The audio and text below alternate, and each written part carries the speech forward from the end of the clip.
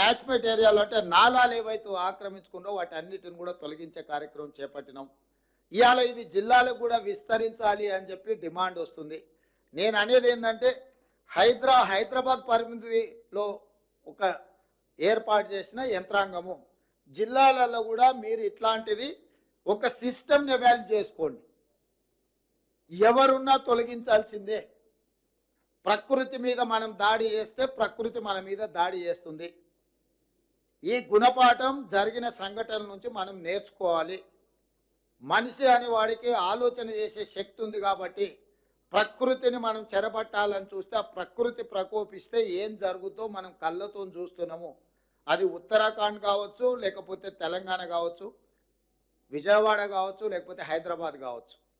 ఎక్కడైనా ప్రకృతి మీద మనం దాడి చేస్తే అది తప్పకుండా దాని యొక్క దుష్ఫలితాలు మనం చవి చూడవలసిన పరిస్థితి ఉంది. అందుకే నేను స్పష్టంగా అధికారులకు ఆదేశాలు ఇస్తున్నా. నేను ఎంక్వైరీ కూడా ఆర్డర్ చేస్తా. రాష్ట్రం మొత్తం మీద కూడా చెరువుల ఆక్రమణ మీద స్పెషల్ డ్రైవ్ చేపడతా.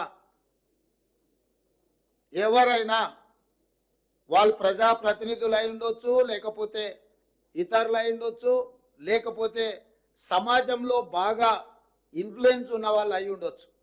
మీరు ఇట్లాంటివి ఏమైనా చేస్తే మీరే స్వయంగా వాటిని సరెండర్ చేస్తే అది మీకు గౌరవంగా ఉంటుంది, ప్రభుత్వానికి వెసులుబాటుగా ఉంటుంది. అట్లా కాకుండా ఏదైనా జరిగితే మాత్రం ప్రభుత్వం కఠినంగా చర్యలు తీసుకోవడానికి వెనక్కి తగ్గదు. ఏ ఒత్తిడి వచ్చినా ప్రభుత్వం తట్టుకోవడానికి సిద్ధంగా ఉన్నది. ఇట్లాంటి విషయాలల్లో ఎక్కడ కూడా ప్రభుత్వము వెనక్కి తగ్గదు. కాబట్టి ఈనాడు ఈ చెరువులకు సంబంధించి, కుంటలకు సంబంధించి, కాలువలకు సంబంధించి, నాలాలకు సంబంధించి స్పష్టమైన చర్యలు తీసుకోవాల్సిన అవసరం ఉన్నది. అందుకే కలెక్టర్ గారికి నేను ఆదేశాలు ఇస్తున్నా. మీ పరిధిలో ముఖ్యంగా మహబూబాబాద్లో ఈ చెరువుల ఆక్రమణ కూడా అధికారిక రికార్డులను మీరు ఒకసారి సమీక్షించుకొని ఈ ఆక్రమణలకు సహకరించిన అధికారుల మీద కూడా చర్యలు తీసుకోవాల్సిన అవసరం ఉన్నది. దీన్ని కూడా దృష్టిలో పెట్టుకొని వరంగల్ మీద కూడా ప్రత్యేకమైన దృష్టి పెట్టేది ఉన్నది. ఎందుకంటే చిన్న వర్షం వచ్చినా వరంగల్ పట్టణం అంతా ముప్పుకు గురవుతుంది. మేము కొన్ని చర్యలు చేపట్టడం వల్ల గత 3 రోజులుగా అత్యధిక వర్షాలు వచ్చినా హైదరాబాద్లో కొంత నియంత్రించగలిగినాము. నాలాల ఎంక్రోచ్మెంట్ రామ్నగర్లో ఒక్క నాలా ఎంక్రోచ్మెంట్ తొలగిస్తే నా రామ్నగర్ ఏరియా మొత్తం వరదలో మునిగిపోకుండా ఈరోజు ఆ రామ్నగర్ ప్రజల్ని కాపాడగలిగినాం. అంటే ఒక్క నాలా తొలగిస్తేనే ఇంత సహాయము జరిగింది. కాబట్టి నాలాల ఆక్రమణను కూడా ప్రభుత్వం ఉపేక్షించదు. మీరు కూడా జిల్లాలలో, నేను ఇవాళ మహబూబాబాద్ వరంగల్కి చెప్పట్లేదు, తెలంగాణ రాష్ట్రంలో ఉన్న అన్ని జిల్లా కలెక్టరేట్లకు ఈ నుంచి నేను ఆదేశాలు ఇస్తున్నా. మీ ప్రాంతాలలో ఎక్కడైనా చెరువులు కానీ నాలాలు కానీ ఆక్రమించుకుంటే మీరు మొత్తం వాటిని లిస్ట్ అవుట్ చేయండి. కోర్టులలో ఏమైనా పెండింగ్ కేసులు ఉంటే ఆ కేసులను కూడా పరిష్కరించుకోవడానికి ప్రత్యేకమైన న్యాయవాదులను నియమించుకోండి. ఉమ్మడి రాష్ట్రంలో కంటే కూడా గత 10 సంవత్సరాలలో ఈ దుర్మార్గాలు విపరీతంగా పెరిగిపోయినాయి.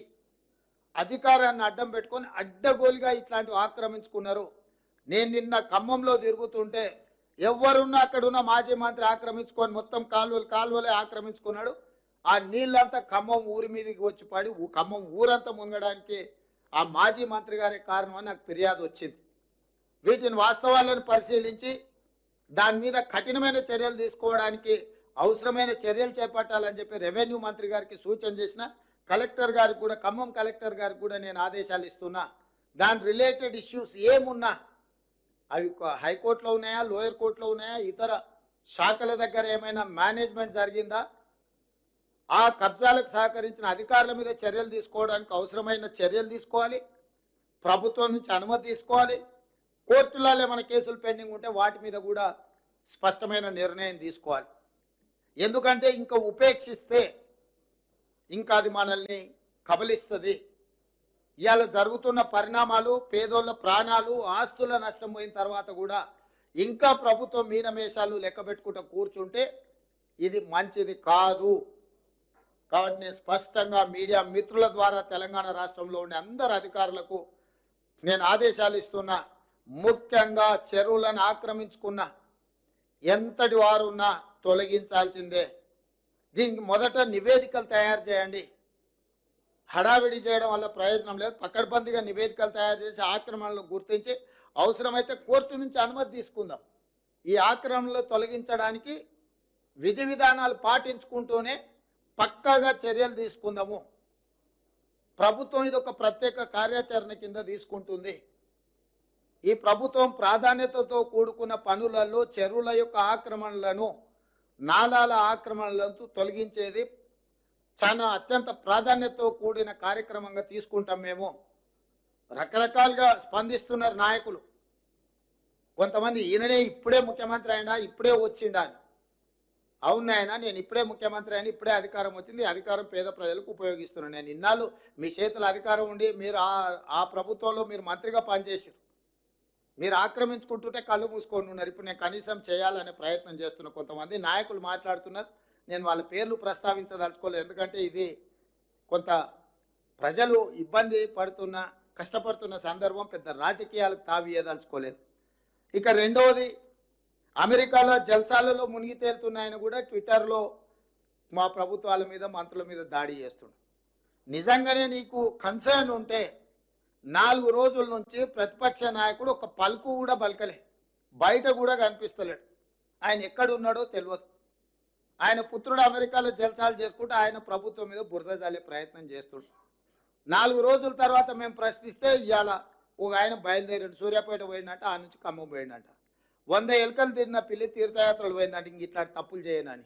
10 ఏళ్ళ నుంచి ఆక్రమించుకున్నది మీరే. ఖమ్మంకు వెళ్ళిన మాజీ సాగునీటి పారుదల శాఖ మంత్రి హరీష్ రావు గారు, మిమ్మల్ని సూటిగా నేను అడుగుతున్నా, మీ మాజీ మంత్రి పువ్వాడ అజయ్ ఆక్రమించుకున్న కాలువల్ని తొలగించడానికి మీరు ఖమ్మంలో డిమాండ్ చేయగలరా?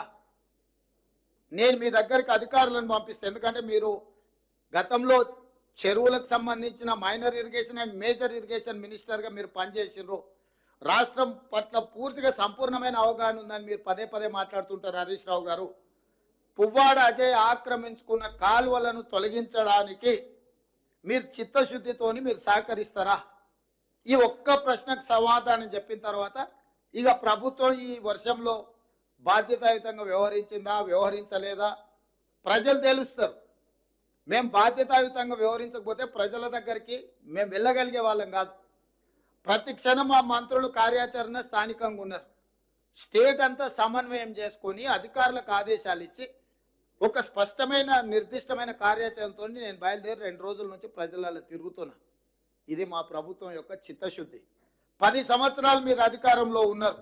ఏ రోజైనా చంద్రశేఖరరావు గారు వరదలు వచ్చినా, ప్రమాదాలలో ప్రజలు చనిపోయినా ఒక్క రోజైనా పరామర్శించడానికి వారు బయటకు వచ్చిండ్రా?